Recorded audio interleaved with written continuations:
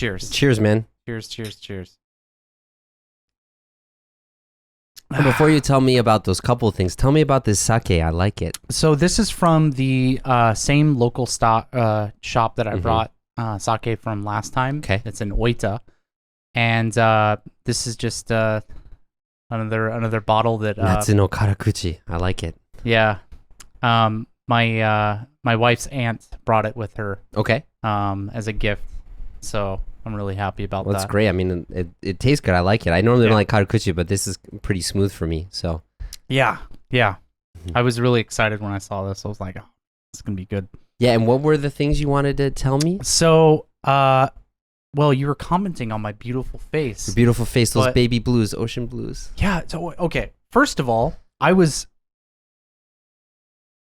foolishly hopeful that my daughter was going to get blue eyes. Yeah, because she had blue eyes in the beginning. She was born with gray eyes. Okay. Right? And she's 3 months old now. Okay. And her eyes have started getting darker and they're brownish now. You know, it was the same thing. So I had blue eyes when I was born too, and Lewis and Leo both had blue eyes. Now they're all brown. Straight up. Leo also? Yeah. So like I think all white people, they're born with blue eyes and then it changes as they get older, like around 5-6 months. Yeah. That's when their real eye color comes out. Yeah. So I did learn something though. Yeah. I'm pretty sure my daughter's left-handed. Okay.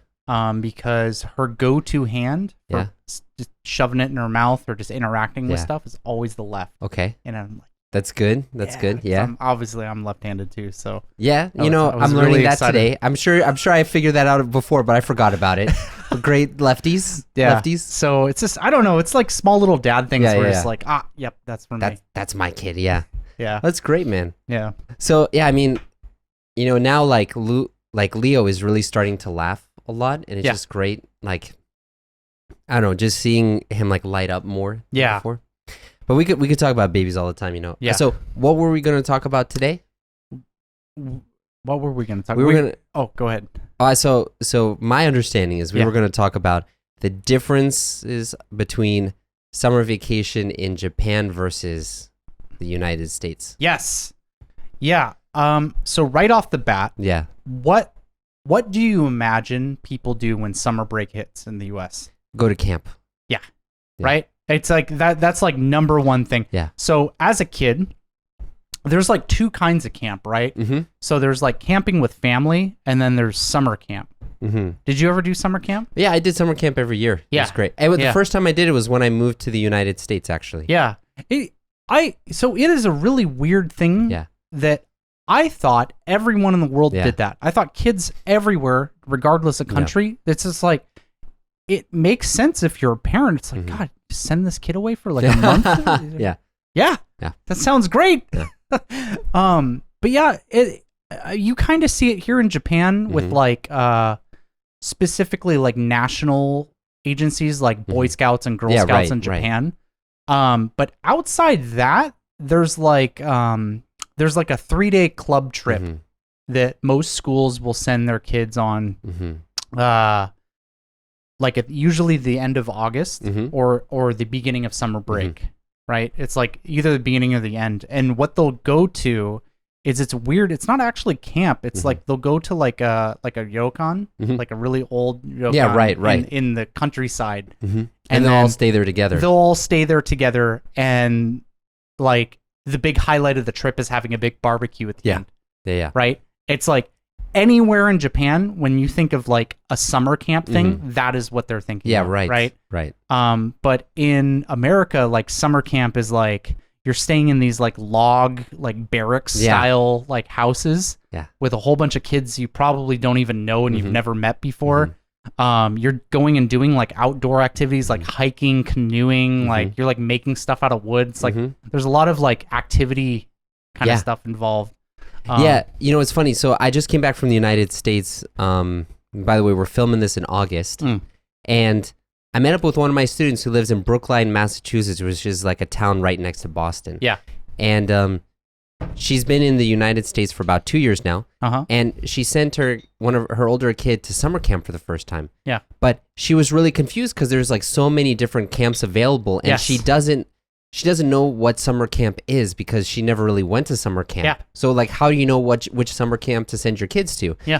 And like all the ones in Massachusetts are super expensive. Like, they're like $1,000 a week or something like that. And so like I always went to the summer camps in New Hampshire, which is, I guess, kind of like the Oregon of you guys. I don't know how to say it. Like New Hampshire, just like, of course you have Portland and Oregon, right? But outside of Portland, it's kind of, I mean, foresty. Yeah, I would say geographically speaking, I think Oregon's kind of like its own unique thing in the U.S. Yeah. Well, so like New Hampshire, right? The slogan of New Hampshire is "Live free or die." Okay. All right, there might be some connection then. Yeah, but because New Hampshire is always like the place where you go hiking, you go camping. If you live in Massachusetts, because there's no mountains in Massachusetts. Yeah, that's funny. But what are some of your experiences with summer camp when you were younger? Well, I got a couple. I went on some summer camps like with my school, and they were kind of what I described as like you're staying in like these barracks rooms. When I was in elementary school, we went on this summer camp thing that was a decommissioned military base in Whidbey Island. Oh, Whidbey Island. Okay. Have you ever been up there? I've been up there, but I haven't been to Whidbey Island itself. Yeah, so if you look at the shape of Washington State, you have like the peninsula right here. Yeah. And during World War II, there were 3 Navy bases, and basically they were positioned in a way to protect like the port of Seattle from attacks from Japanese submarines. Yeah. Right. And so Whidbey Island is the location of one of these Navy bases, and obviously it's been decommissioned. Yeah. But there's like all these concrete bunkers and stuff, and these barracks is still standing there. And so we went up there and we stayed in these barracks, and it was really cool because like we got to explore all these like abandoned bunkers, like deep underground, and we would go and like tell ghost stories at night, like inside the bunker, and it was like super dark. And I was probably like 8 or 9 years old when this. What kind of activities would you do there? I mean, there was like outdoor activities, like kind of like typical camp stuff. But there was also like, I guess the only way I could describe it is like pretend military activities. Okay. So like when we were kids, like we learned how to march. Okay. And you know, we got to wear like small uniforms and stuff like that. Trying to think what else. So what you're saying is this summer camp set you up to go to the Marines, pretty much. Yeah, I mean, looking back on it now, it's like it's kind of interesting how militarized the population is in the US. Like just how common sight it is to see like guns and stuff. Yeah. But yeah. Yeah. So, I mean, it did that. And then probably when I was a little bit older, like probably 10 or 11, have you ever heard of the Boys and Girls Club? Yeah, Boys and Girls Club. Yeah. So this is I don't know if it's like an institution. I don't know who owns it. Is it a private company or I is it like I think it's a foundation or something. It's like a nonprofit foundation. Yeah, I think it's like run by the government or somebody like anyways. George Soros. I'm not supposed to say that on TV. Oh, really? No, I'm just joking around. Anyways, so my mom used to drop me off at the Boys and Girls Club in the summer, probably because, you know, just get rid of me for the day. But so I used to go there, and that place is a madhouse. Really? Yeah. I had fun. I'm not saying it was a bad place, but like it is a large structure with probably 300 children. Okay. From like 5 to 13. Okay. And like there's a big gym, there's like a game area, there's a lot of stuff to do. Yeah. When you say game area, like what kind of games? Various. So this was back in the 90s. Okay. So we had an N64 there, okay, which was really cool because I played it was like right when the N64 came out, and I think I was playing like Star Fox. Oh yeah. And I remember it actually upset me because one of the camp counselors was like really into video games. Yeah. And so he would always use the controller. He would always be the one playing Star Fox. So I never got to play Star Fox there. And it drove me insane. Yeah. I wanted to play it because it looked so fun to play. But yeah, so Just a question: Did you ever end up playing Star Fox 64? Yeah, I got a Nintendo 64 for Christmas. Okay. So nice. Yeah.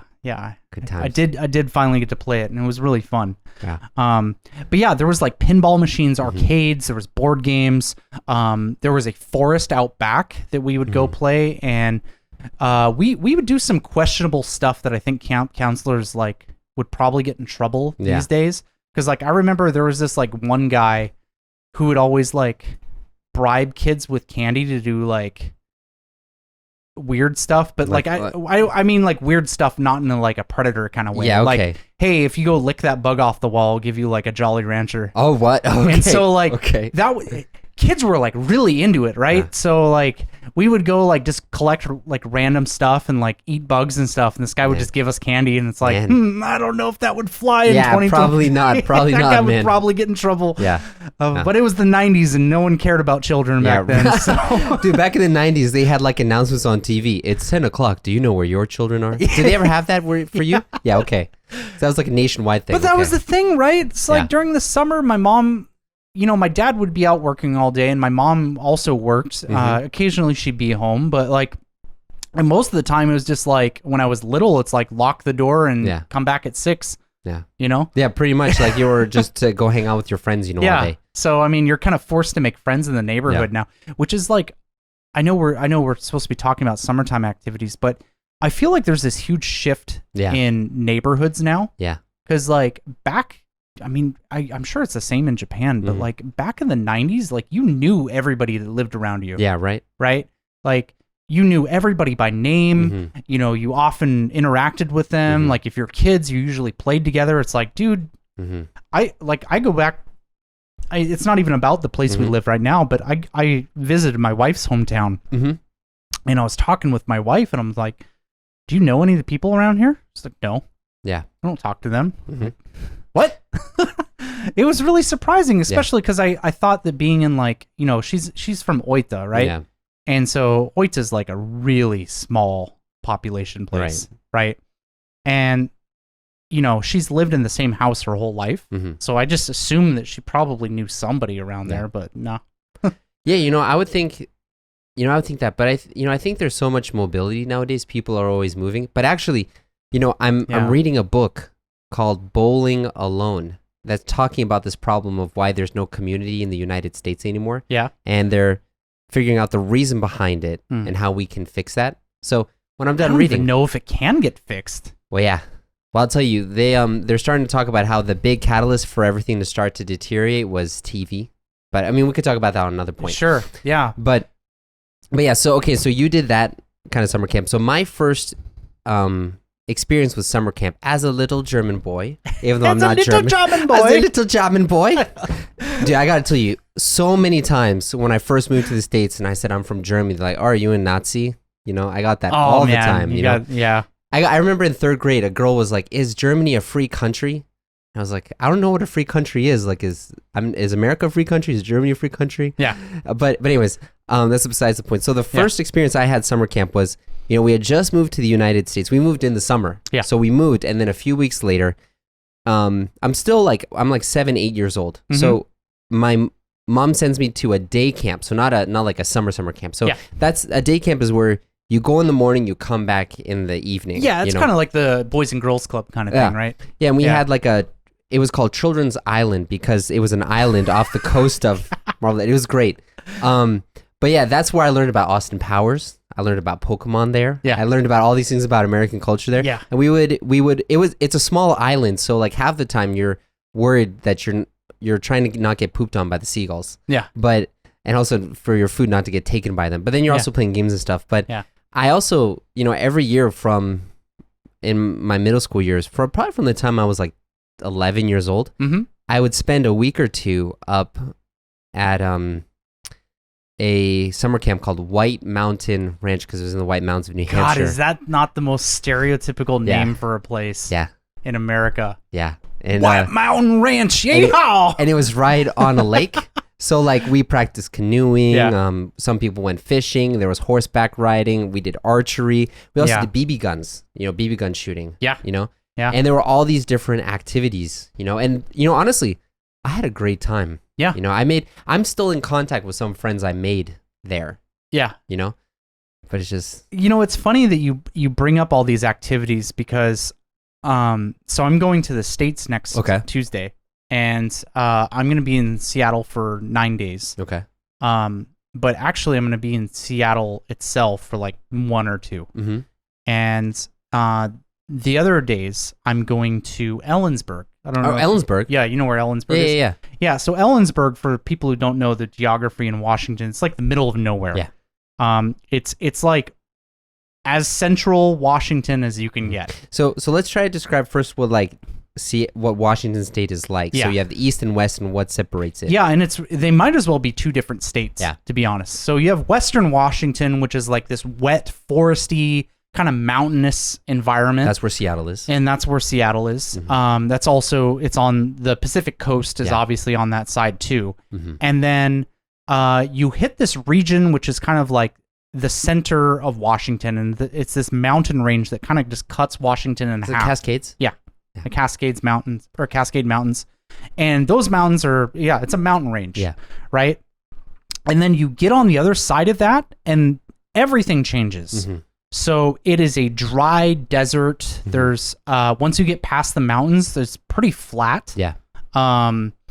It's extremely hot there. Mm-hmm. It snows really heavily, and the people are kind of more conservative cowboy people. Yeah. I guess is like the stereotype I would kind of put people with. Mm-hmm. So it's kind of weird that it's like when you say Washington, it's like there's 2 completely different types of people that can come from Washington. And so I'm going over to Ellensburg, which is on the eastern side, but like still kind of close to the mountains. Yeah. And my sister has this big like ranch house there. Right. And so we're going to be doing a lot of the activities that you suggested. So I mean, we're going to be swimming in the pool. I'm going to teach Yui how to horseback ride. Oh, nice. And my sister actually has a pony. Really? So we're going to put my daughter like on the pony. Okay. And so I'm kind of excited about that. But yeah, we can go shoot guns there and I don't know, be American. Yeah, be American. Yeah. Wasn't there like a time when Western Washington was trying to become its own state or something? They were going to call it like Lincoln or something. I'm sure there was. Yeah.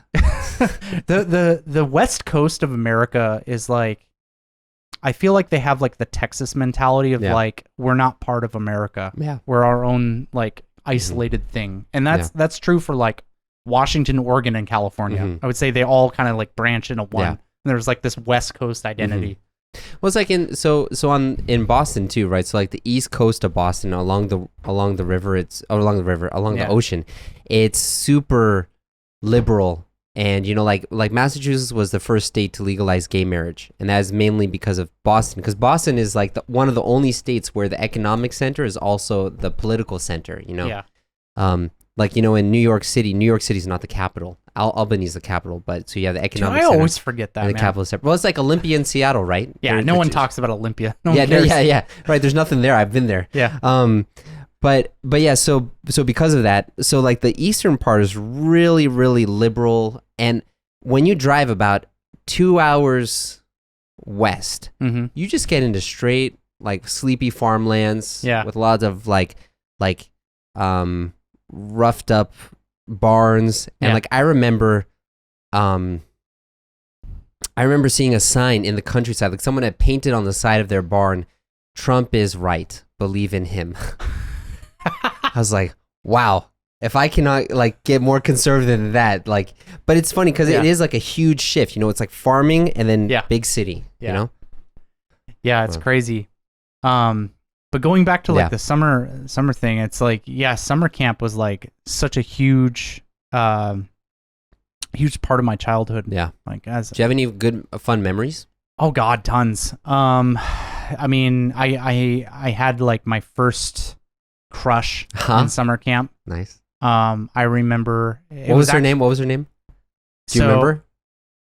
Do you just remember her face and Lauren? Lauren. Okay. It was actually one of the counselors. Oh, okay. Yeah. So this was at the Boys and Girls Club. And there was this counselor. I don't know. She could have been like 19 or 20, probably around that age. It's hard to tell when you're 10. Yeah, right. Everyone looks so old. I just got to tell you. So a couple of my camp counselors who were college age when I was in middle school. So now they're like in their late 40s now. Yeah. They have like 5 kids, and I'm friends with them on Facebook. They actually met at the camp. And they got married, which is great. Oh, that's cute. And I look at them, and so like the guy's name is Hugh, right? So Hugh has a little bit more gray hair, but to me he looks exactly the same as when I met him when I was in middle school, because it's just like that old guy look, Yeah. That's funny. Yeah, what you were saying. But yeah, man, I remember like, so we would have randomized groups like every day, like. So you got to experience being with like all the counselors assigned to your group, right? And I remember just always being really excited whenever I would get in her group. And yeah, how old were you at this time? I like I said, I was probably maybe 9 or 10. Yeah. Definitely not a teenager yet. I don't even think like preteen status. Yeah. But I was like old enough that's like, I like girls now.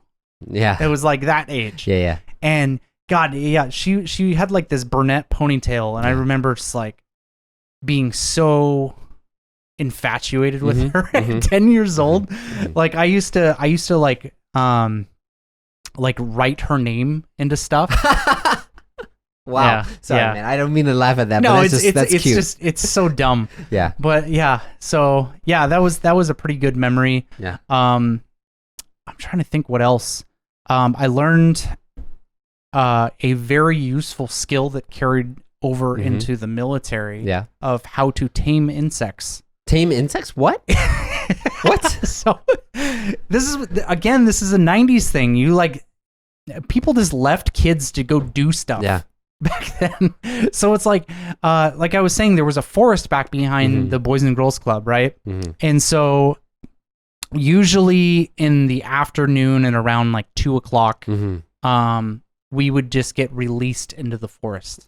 That's the only way I could go play in the forest. That's seriously what it was, though. Yeah. It's like, I'm sure there was like fences around, but it was a pretty big forest, and I don't remember fences. Yeah. So I don't know if there really was, but we would just get released, and we would get told. I just have this image of like you release the insects into their natural habitat. I've got this thing where it's like, what's that movie, The Attack of the Titans? We're like, release the Kraken, release the children.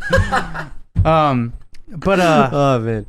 But yeah, so it's like parents would pick us up at 4, right? Yeah. And it was like basically the last 2 hours before parents would pick you up, and counselors are all exhausted from having to take care of like 300 to 400 children during the day. Yeah, right. So just be like, just show up at 4. Yeah. Just go away. Yeah. And so we would go out there, and so me and a group of just random people, I don't even remember any of my friends, but I never had problems making friends, so I had tons of friends there.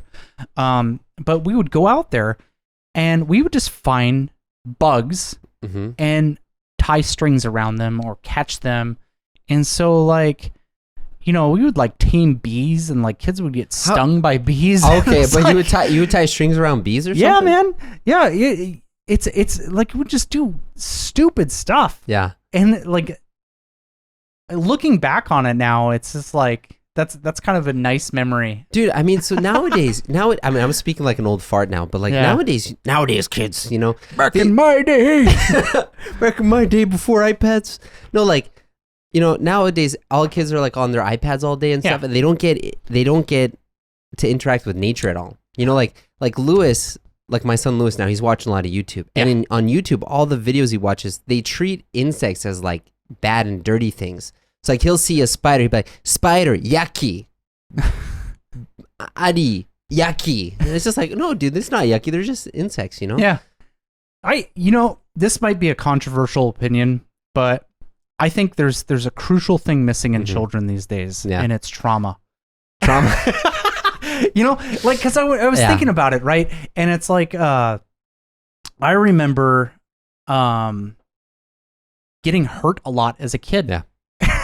But I think it like builds up like resistance, and it's like, I remember the first time builds up resilience. Yeah, resilience. I remember the first time I got in a fight. Yeah, right, and it was back in elementary school. It was like, I don't know, probably 2nd or 3rd grade, and it's funny to say I got in a fist fight in 3rd grade, but it happened, right? Yeah, and you know, after that, it's like, I'm not afraid of people now. Yeah. You know, it's like, I think a lot of people would be afraid of somebody getting angry. Yeah. And it's like, that's kind of the experiences that summer camp kind of teaches you. Yeah. Right. Where I'm not necessarily saying that kids need to be going and fighting each other, but it's like this idea of exposing kids to nature, but not in like a, let's say, sterilized way. Not in like a picture of like, oh, here's this video on nature, or let's go to a nature place to learn about nature. It's like, no, you're in the raw elements. Just experience. Go survive. Yeah. You know, that's what camping is. And that's something that I really like about summer in America. Yeah. Especially for children, where it's just like, yeah, you might get hurt. Yeah. Something bad might happen, and go experience that. You know? Yeah. And it's like, I don't know, it's just such a good thing, because I think it really it kind of grounds people. You know? Well, so like we were talking about formative experiences in camps, and like what I was going to share with you was actually that some of my formative, like really impactful memories is me asserting dominance in my group. Like I was seriously doing that because like I want to hear some of these stories. No, because we would get into like arm wrestling competitions. Sure, and I won all the time. Okay, because I was a little cheat. Like I would win. And you know what's funny? Because on my 20th birthday, I think was it? Yeah, it was my 20th birthday. Yeah, I was in Singapore, and I was on this this Shugaku Ryoko, I guess. I was on this like research project, whatever, for summer, but really it was just an excuse to go to Singapore and have fun. Sure. And in my group was like a former special ops Israeli military guy. Oh. And on my birthday, we got to arm wrestle, and I won. And he just gave me the angriest look ever, because like, you cheated. And I was like, I still won, and everyone thinks I won. So, but anyways, but like, so that would happen. And there were other times when you would push kids around. And I remember there was this other kid that was trying to like assert dominance. Yeah. And like, we ended up like, I don't want to say like spitting slurs at each other, but like, we were using our words to combat each other. And he got really angry at me, and he started charging me. Yeah. And then I just like, I put my foot out, and I just like got it in his chest. Yeah. Threw him down. And he's like, that was not cool, man. How could you do that? He runs away. But then I was number one in my cabin. So you heard it here, folks. God, I can't. I'm already drunk. You heard it here first, everybody. Arthur was a bully when he was a child. It's because I was bullied, and I needed to learn how to protect myself. I was the joke of fourth grade, right? So that was a really horrible experience, very traumatizing. But I'm better for it now. But anyway, so like those kind of things happened, you know? Yeah.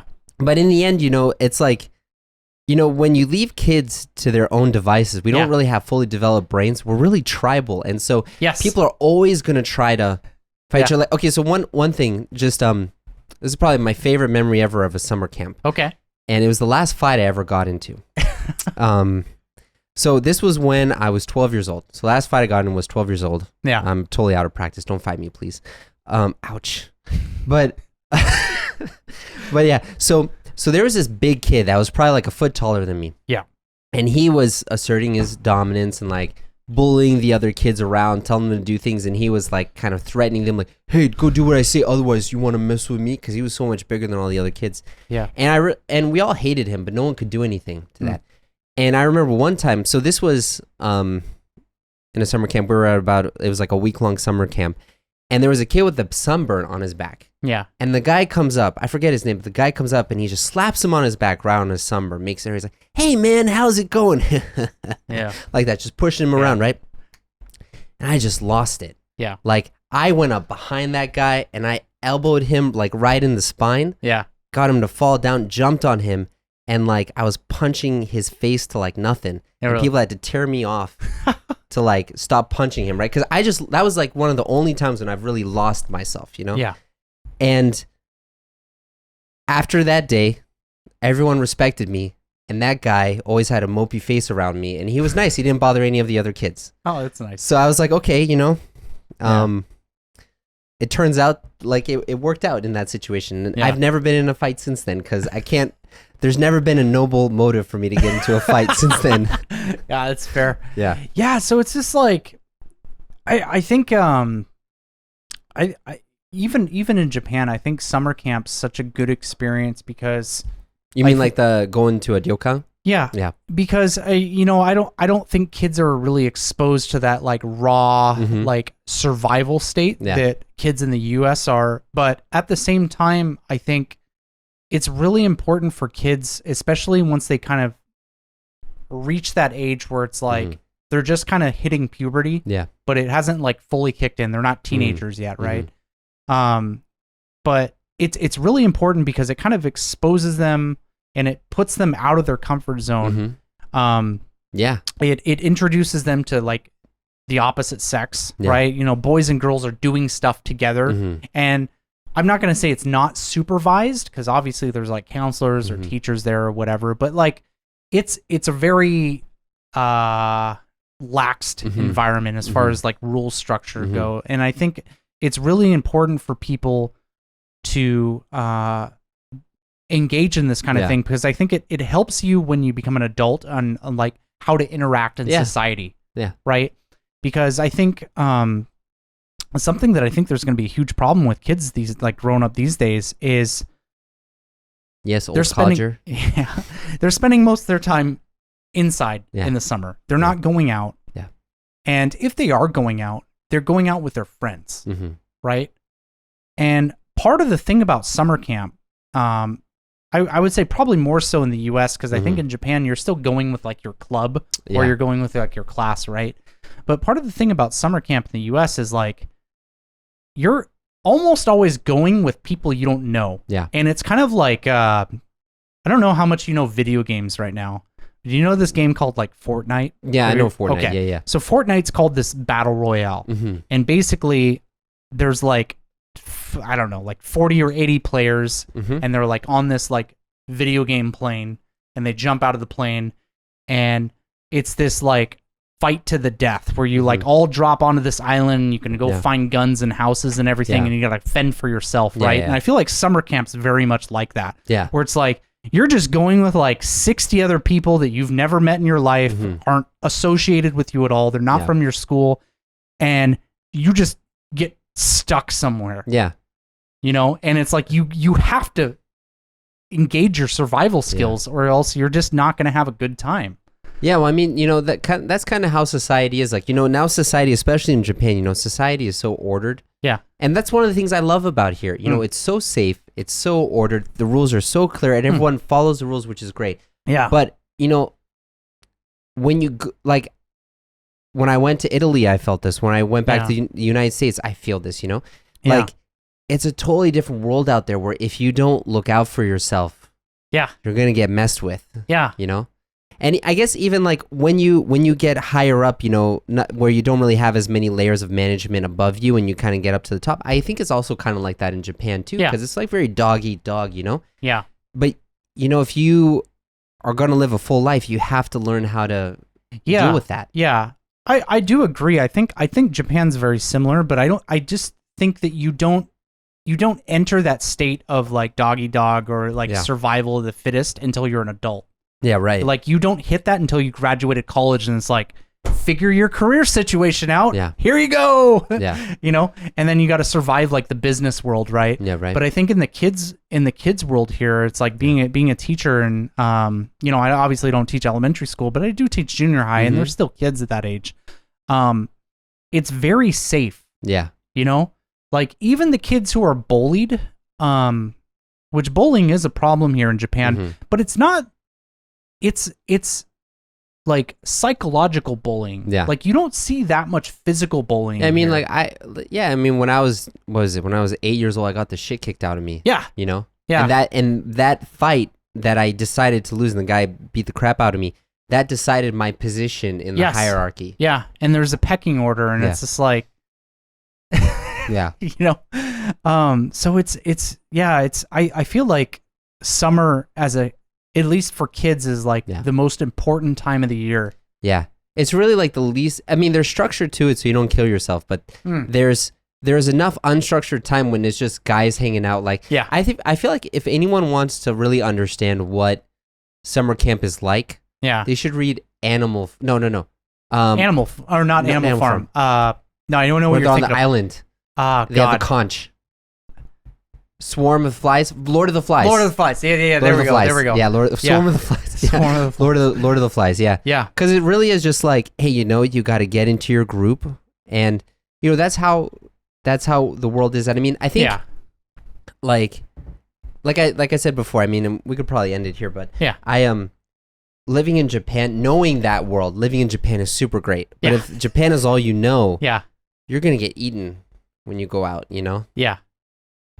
Yeah, I think it's if I could pick one of the two, I would hands down pick Japan. Yeah. But I think my experience is it's like there's a word for it. It's called trauma bonding. Trauma bonding. Okay, yeah. Right? And it's like you experience some bad times when you're a kid in the summer. There's this and it doesn't necessarily have to be a dangerous thing. It could just be like I got sent to a place that sucks for 2 weeks. Yeah. How do you mentally handle that? And it's so important to someone's like developing brain as a kid that I look back in the US and I think that the experiences that I had there I wouldn't trade. Yeah. Well, so this has been great talking about summer camp. I think people got the image of that. Personally, I would love to hear from the people who are watching. Yeah. If their experiences with the Shugaku Ryoku or the summer camp going to the ryokan in Japan, because I've never done that. I know you've done that before. Yeah, I didn't go this summer. I think because I'm supposed to be on baby leave right now. Yeah, right. But yeah, I went last year, and then COVID happened, so we canceled it for 2 years, and I went the years before that. Yeah. And also, we're drinking this sake right now. If you guys have a sake that you would like us to try, you can leave a super chat, and we'll use that money to buy that sake. We actually have a couple of orders right now. We have to buy. Do we? Yeah, someone gave us like 3,000 yen to buy one. So I'm probably gonna today after this is over. I'm gonna show you, and we're gonna buy that. Might have to have a sake drinking session. Yeah, that'll be great. Cool, man. Yeah, all right, well, it was good talking to you. I'll see you next time. See you, dude.